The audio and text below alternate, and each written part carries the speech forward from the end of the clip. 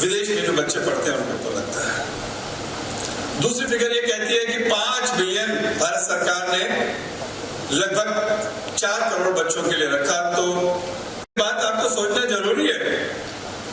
मेरी कविता की पंक्ति है कि लहू से भीगी अगर नहीं तो लहू से भीगी अगर नहीं। पास करने वालों की संख्या कितनी है? जो इंजीनियरिंग पूरी करके पास करते हैं उसकी संख्या वो बताते हैं 13 लाख। उनका कहना है कि इसमें सबसे बड़ा व्यवधान भाषा का है।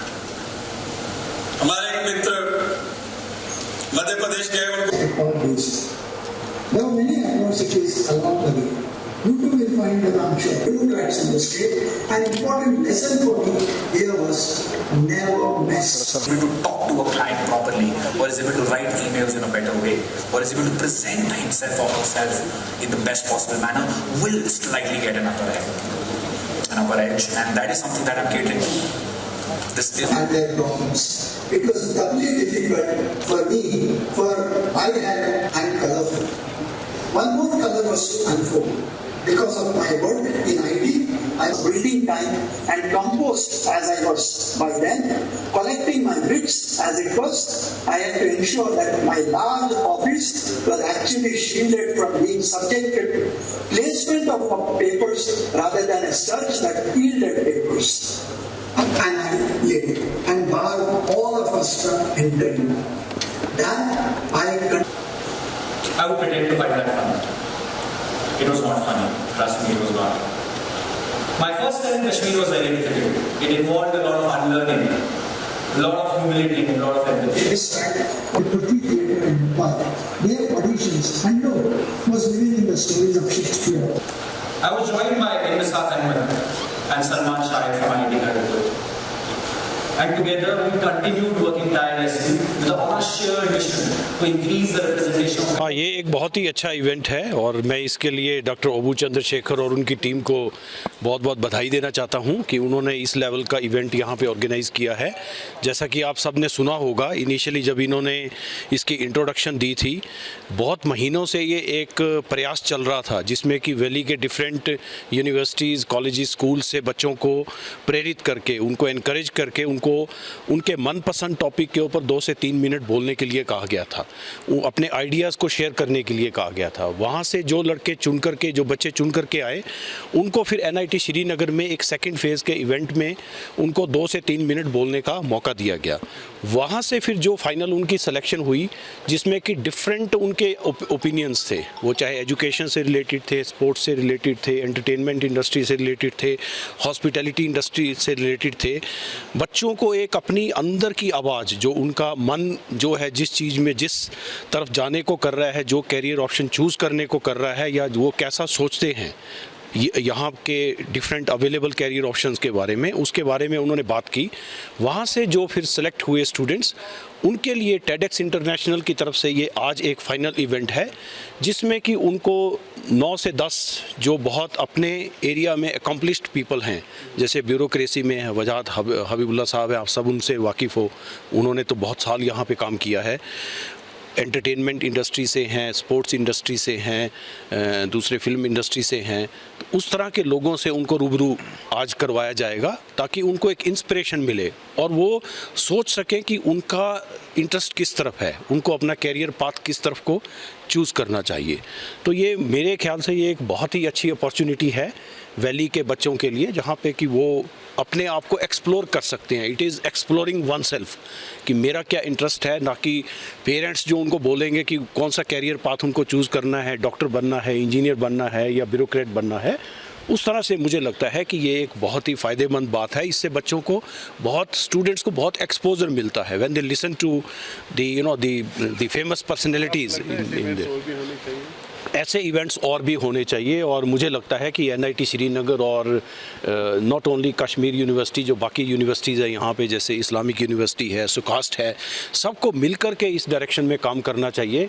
और अल्टीमेटली ये एक ऐसा काम मिलकर के करेंगे, यही तो एक्चुअली हमारा एक काम है कि सोसाइटी को एक डायरेक्शन देने का। टीचिंग इंस्टीट्यूशंस और यूनिवर्सिटीज़ का यही काम है कि अपनी सोसाइटी को कैसे बनाना है, उसमें सोसाइटी को हम किस रूप में देखना चाहते हैं, किस तरह की सोसाइटी हम लोग अल्टीमेटली चाहते हैं, उसको वो शेप देने का काम हम लोग कर रहे हैं। सैयद आगाह रज़ा हूँ, मैं क्यूरेटर TEDx 90 श्रीनगर हूँ और मैं फाइनल ईयर स्टूडेंट हूँ BTech से।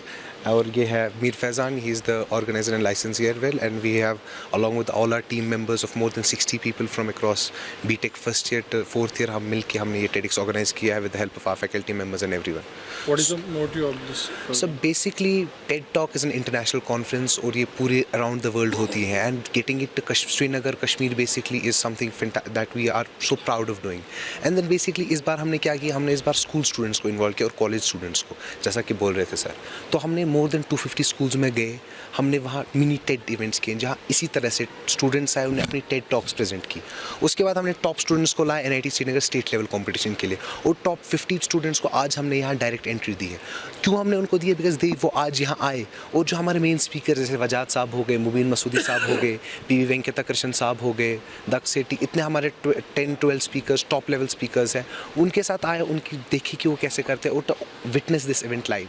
सो that is the basic idea. तो एक तो educate our youth, because basically हमारा जो लोकल स्टूडेंट्स है फॉर द पास्ट 3 years उनने due to the pandemic and everything उनने उतना नहीं देखा है। तो what our basic idea is to give them that exposure कि हमारा कश्मीर के स्टूडेंट्स भी बाद में जाके आगे ये इस TED इंटरनेशनल को, जैसे TED एक इंटरनेशनल कॉन्फ्रेंस, ऐसे वो भी इंटरनेशनल स्टेज पे आगे जाके कुछ प्रेजेंट कर सके। और जैसे आज देखें हमारे यहाँ TED में इतने कश्मीरी स्पीकर्स हैं, that is what we want to give platform to people, और हमने ऐसे स्टूडेंट्स को भी और आज भी, that is our basic idea.